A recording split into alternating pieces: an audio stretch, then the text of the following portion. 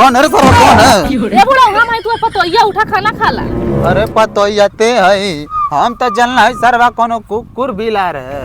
ए बुढ़ाऊ हैला जल्दी से खाला ना ठंडा जाई।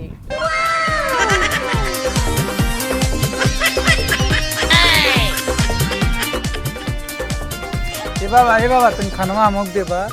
अरे सारे त नहीं तोरे घर खाना नहीं बनेला करते हमसे खाना मांगा तावे।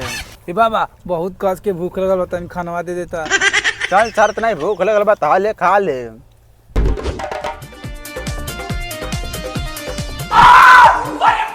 ए बाबा बड़ा तेज बा होनी में कवा।